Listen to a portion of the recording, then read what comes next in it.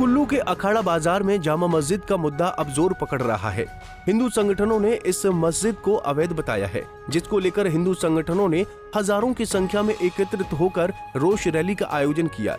इस दौरान समुदाय विशेष के खिलाफ जमकर नारेबाजी की और सरकार से बाहर से आ रहे फर्जी दस्तावेज वालों पर कड़ी कार्रवाई की मांग उठाई। साथ ही इस संबंध में एसडीएम कुल्लू विकास शुक्ला के माध्यम से मुख्यमंत्री और राज्यपाल को ज्ञापन भेजकर अखाड़ा बाजार में निर्मित जामा मस्जिद को हटाने की मांग की और चेतावनी देते हुए कहा कि अगर 30 सितंबर तक मस्जिद नहीं हटाया तो उग्र आंदोलन किया जाएगा।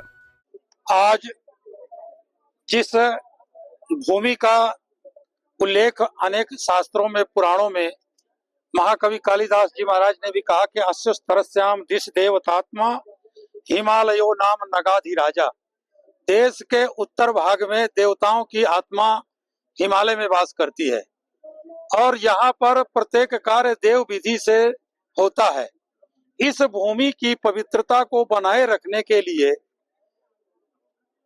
हम सबका संगठित होना, क्योंकि इस भूमि पर हमारे अनेकानेक ऋषि मुनि और हमारे गुरुजन आए हैं, यहाँ पर तपस्या किया है।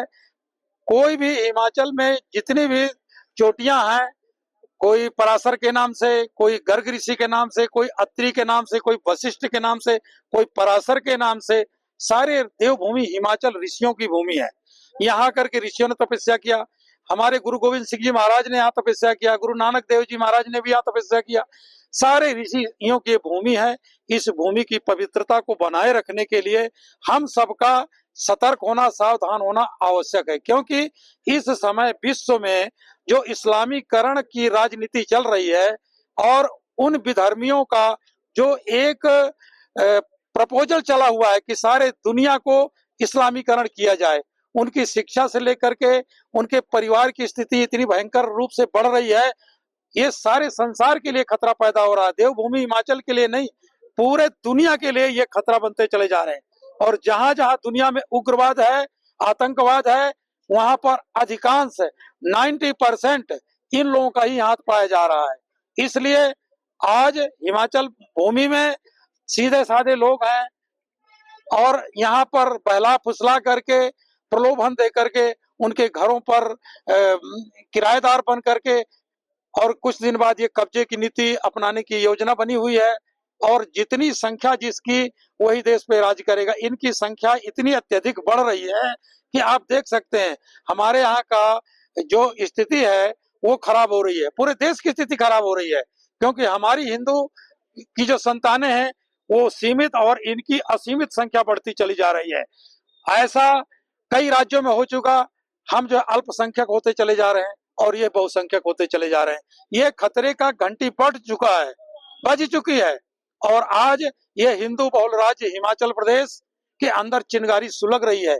ये चिंगारी ही दिखाई दे रही है। आज हिंदू समाज का ये जो जागरण है, ये हिमाचल से पूरे भारत में, पूरे विश्व में ये मैसेज जाएगा कि हम संगठित होकर के अपने धर्म की, अपनी संस्कृति की रक्षा करेंगे। और जहां जहां ये विकृतियां आई, अवैध निर्माण की, जो अवैध मस्जिदों का निर्माण हो रहा है, इनको अनाप शनाप पेट्रोल डॉलर का पैसा आ रहा है, इस पैसे से ये लोग अनाप शनाप जमीनें खरीद रहे हैं और हमारे यहाँ कई त्रासदी हो रही है। हमारे बच्चों को बरगला करके धर्म में परिवर्तन करा रहे हैं ये लोग। लव जिहाद चला हुआ है, खान पान इनका प्रदूषित है। इसलिए हमारी संस्कृति को प्रदूषित करने के लिए ये लोग पूरी कमर कस के, इनका प्री प्लानिंग है। और ये प्री प्लानिंग के तहत एक आदमी आएगा, फिर 10 आएंगे, फिर 15 आएंगे। तो आज यहाँ से देख लीजिए, यहाँ से लेकर पूरे हिमाचल में नाई की दुकान, मेहंदी लगाने वाले की दुकान, टेलर सिलाई की दुकानें, अधिकतर दुकानें सब्जी की दुकानें, तो मोटर मैकेनिक की दुकानें, पेंटर की, ये सब चीजों पर ये कब्जा करते चले जा रहे हैं।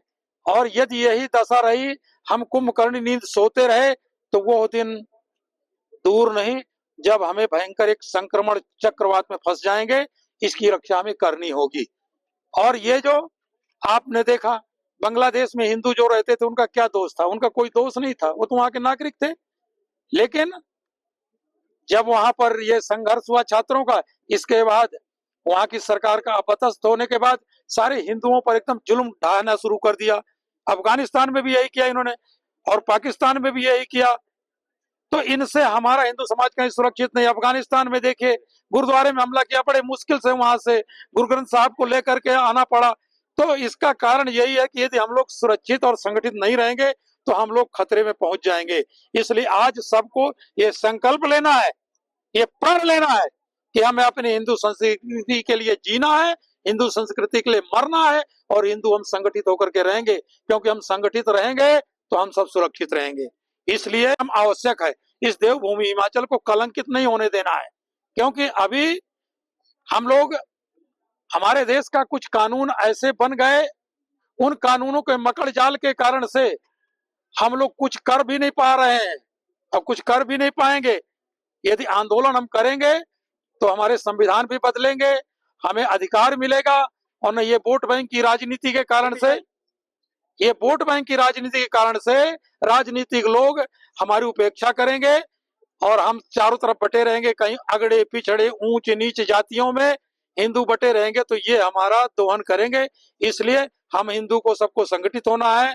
कोई भी राजनीतिक दल सत्ता में आवे, हमारी सुरक्षा करे, हमारी यदि उपेक्षा करेगा तो हम कतई सहन नहीं करेंगे।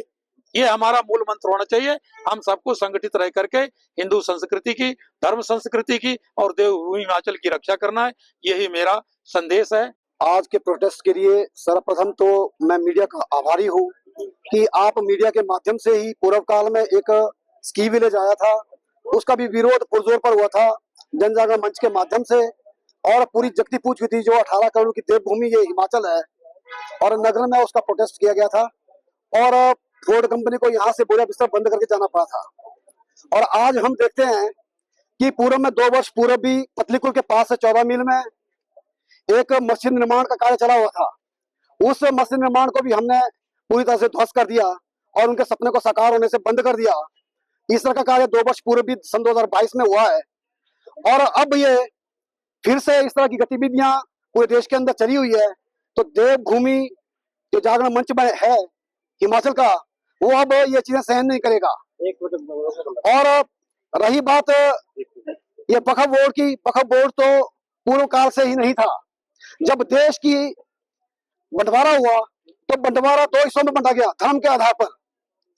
इन सब के लिए पाकिस्तान बना हुआ है, इसलिए इन सब को पाकिस्तान ही भेजना पड़ेगा, या इनकी लाशें भेजेंगे या इनको पैक करके भेजना पड़ेगा। अब हम रुकने वाले नहीं है।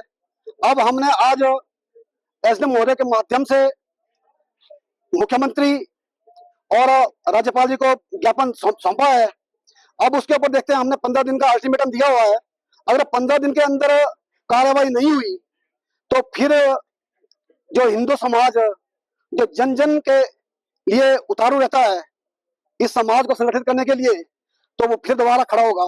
पता नहीं कब कहां पर क्या हो जाए, ये किसी को खबर नहीं होगी। और मैं इतनी बात कहते हुए कि आज का जो प्रोटेस्ट है ये एक शांतिपूर्ण ढंग से किया, और हम चाहते हैं कि प्रशासन ही इन सब कार्यों को करे, और अगर नहीं करते हैं तो फिर समाज को खड़ा होना पड़ेगा, और समाज खड़ा हो गया है। अब ये सोने वाला नहीं है, इसलिए अब हिंदू जाग गया है, तो सोने का काम नहीं है अब। तो जैसा कि अभी सभी प्रेस के बंधुओं से बातचीत हुई, 2017 से हम पत्राचार कर रहे हैं सरकार के साथ, प्रशासन के साथ। तो 2017 से पत्राचार चला है, और उसमें 2018 में हमारे को एक म्युनिसिपल कमेटी का प्रपत्र मिला है। उसमें उन्होंने माना है कि ये मस्जिद अवैध है और अवैध भूमि पे बनी हुई है, इसे हम इसके ऊपर कार्रवाई करेंगे। तो मगर वो आज तक कोई कार्रवाई हो नहीं पाई। इस चीज का रोष बढ़ते बढ़ते इस आंदोलन का रूप ले लिया उस रोष ने। तो अब हमारी सरकार से और प्रशासन से यही मांग है कि 15 दिन के अंदर अंदर अवैध मस्जिद को ध्वस्त किया जाए, गिराया जाए, क्योंकि ऐसा पता लग रहा है सूत्रों से कि ये जो भूमि है ये खादी ग्राम उद्योग की भूमि है, ये भूमि मस्जिद की भी नहीं है। तो खादी ग्राम उद्योग की भूमि पे अवैध ढांचा खड़ा हुआ है, तो अवैध ढांचे को पूरी तरह ध्वस्त किया जाए। अब मैं आपको अपने ज्ञापन के कुछ विषय बता देता हूँ। ज्ञापन में हमने दूसरा विषय जो लिया है वो है जो बिना पंजीकरण के सैकड़ों की तादाद में लोग यहाँ पे आ रहे हैं, और सरकार की कोई, प्रशासन की उनके ऊपर पकड़ नहीं हो पा रही। अब जैसे गड़सा में गौ हत्या हुई, गौ हत्या में जो लोग संलिप्त थे उनके पास कोई रजिस्ट्रेशन वेरिफिकेशन नहीं थी सरकार की। अगर वो भाग जाते तो कभी पकड़ में भी ना आते, वो पकड़ में आए गाँव वालों की मुस्तैदी के कारण। प्रशासन अगर थोड़ा और लेट हो जाता और गांव वाले इस पे एक्शन ना लेते तो भाग जाते यहाँ से। और हिंदू समाज के ऊपर एक ऐसा घात लगता कि हम बातें करते हैं बड़ी बड़ी अपने गौ को समझाने की या बहु बेटियों को बचाने की, गौ को बचाने की, मगर कर हम कुछ भी नहीं पाते। इसमें गौ हत्या के जो अपराध है ये हमारे धर्म में तो बिल्कुल मान्य नहीं है। अभी शंकराचार्य जी ने भी कुछ समय पहले बताया कि गौ हत्या में शास्त्रों में ऐसा लिखा है, गौ हत्या वालों को तो गोली मार देनी चाहिए। तो हम अपने धर्म गुरुओं का पूर्ण समर्थन करते हैं, और अगर ऐसा नहीं रुका तो हो सकता है प्रशासन की नाकामियों के चलते समाज को, प्रजा को, जनता को एक्शन लेना पड़े। इसमें जो लव जिहाद के मुद्दे चल रहे हैं, इसमें क्या होता है जी कि 17-16 साल से छोटी अबोध बालिकाओं से ये दोस्ती करते हैं, बातचीत करते हैं, और उसके बाद उनको बरगला के ऐसा कर देते हैं, क्या कुछ खिलाते हैं, पिलाते हैं, या कुछ ऐसी बातें बोलते हैं जिससे वो उनकी तरफ बड़ी भारी ललायत हो जाती है और उनके साथ भाग जाती है, जबकि वो होती नाबालिग है। तो नाबालिग उम्र की लड़कियों को ये भगाने का जो काम है ये बिल्कुल तुरंत प्रभाव से बंद होना चाहिए, और कहीं भी ऐसा पता लगता है तो उन्हें कठोर से कठोर कार्रवाई उनके ऊपर होनी चाहिए। और ऐसे ही एक कार्रवाई हमने भी यहाँ पे करवाई थी, वो बंदा जो है उसके ऊपर रेप के चार्जेस लगे हैं और वो अंदर है फिलहाल। क्या अल्टीमेटम दिया गया है? 30 तारीख का अल्टीमेटम है जी। 30 तारीख तक अगर सरकार हमारी 5 मांगों पर कार्य नहीं करती तो 30 तारीख को हमें भी नहीं पता कि कितना उग्र ये आंदोलन हो सकता है। ये तो बहुत छोटी सी कॉल थी, इसमें लोगों का रोष, इतने रोष प्रकट किया लोगों ने, हमने मगर ये सभी से कहा था कि शांतिपूर्ण तरीके से हो सकता है अगली बार हमारे भी हाथ की बात ना रहे, क्योंकि बहुत समय से समाज न्याय का इंतजार कर रहा है, न्याय मिल नहीं पा रहा। और एक आधा जो हमने पॉइंट और अपना ज्ञापन में रखा था वो ऐसा था कि जो थूक लगा के सामान बेचने का प्रचलन अब बहुत ज्यादा बढ़ गया है, ये विशेष समुदाय के लोग ज्यादा करते हैं ऐसी चीजें, तो थूक लगा के सामान बेचना वालों पे पूर्णतः प्रतिबंध लगना चाहिए और पूरा चेक हो सरकार का, नाम लिखा हो, प्रोपराइटर के नाम लिखे हो, तब जाके सरकार को भी आइडेंटिफिकेशन होगी कौन हमारा टैक्स पेयर है, कौन क्या काम करता है। और थूक लगा के कोई काम तो नहीं हो रहा, और महामारी जैसे कोविड जैसी महामारी फिर से ना फैल पाए, इस चीज के लिए बहुत। वहीं एसडीएम कुल्लू विकास शुक्ला ने कहा कि भारत के संविधान की ये खूबसूरती है कि किसी भी व्यक्ति को प्रोटेस्ट के माध्यम से अपनी बात कहने का अधिकार प्राप्त है। उन्होंने कहा कि आज जिस प्रकार शांतिपूर्वक तरीके से विभिन्न हिंदू संगठनों के द्वारा शांतिपूर्वक प्रदर्शन किया गया है, उन्होंने कहा कि इन सभी की डिमांड है कि फर्जी दस्तावेज बनाकर मुस्लिम समुदाय के लोग कुल्लू जिला में रह रहे हैं, और इसके अलावा गांव में जो फेरी लगाकर सामान बेच रहे हैं और जामा मस्जिद अखाड़ा बाजार में इल्लीगल कंस्ट्रक्शन का मुद्दा उठाया है। उन्होंने कहा कि प्रशासन की तरफ से उनकी सब मांगों को लेकर जांच पड़ताल की जाएगी, राजस्व डॉक्यूमेंट के आधार पर इसकी जांच की जाएगी। देखिए, सबसे पहले तो भारत के संविधान को सल्यूट है, जिन्होंने जिसकी वजह से शक्तियां प्राप्त हुई आम आदमी को कि प्रोटेस्ट कर सके। साथ ही इनका धन्यवाद करना चाहूंगा मैं सभी संगठनों का कि इन्होंने बहुत ही पीसफुली अपना काम किया, जिस तरह से इन्होंने कहा था, और पीसफुली इन्होंने प्रोसेशन किया। इनकी जो डिमांड्स थी मेजर, इनकी डिमांड्स थी कि जो इलीगल डॉक्यूमेंटेशन है उनको स्टॉप किया जाए, जो आधार बन रहे हैं फ्रॉड, खासतौर पर मुस्लिम कम्युनिटी के, उनको स्टॉप किया जाए, जो फेरी वाले हैं विदाउट एक्साइज ड्यूटी के जो व्यापार कर रहे हैं उन पे रिस्ट्रिक्शंस लगाई जाएं, और साथ ही साथ इन्होंने जामा मस्जिद अखाड़ा बाजार का मुद्दा उठाया कि ये मस्जिद जो है इलीगली कंस्ट्रक्टेड है। तो इस पर हमने जो है रेलेवेंट अथॉरिटीज को हम एंगेज करेंगे, और जो डॉक्यूमेंट्री एविडेंस के आधार पे जो दूध का दूध और पानी का पानी होगा वो इन्हें बता दिया जाएगा। तो उन्होंने कहा है कि 30 सितंबर को ये फिर करेंगे, बट हम इनकी जो जेन्युइन डिमांड्स हैं उससे पहले हम कोशिश करेंगे कि इनकी वो सब भी पूरी हो जाए। पंजाब केसरी टीवी के लिए कुल्लू से दिलीप ठाकुर की रिपोर्ट। हमसे जुड़े रहने के लिए हमारे YouTube चैनल को सब्सक्राइब करें और नई वीडियो की नोटिफिकेशन के लिए बेल आइकॉन को दबाएं। अगर आप ये वीडियो Facebook पर देख रहे हैं तो लाइक जरूर करें और ज्यादा से ज्यादा शेयर करें। इसी तरह के और भी अपडेट्स के लिए फॉलो करें हमारा Instagram पेज himachal.ke।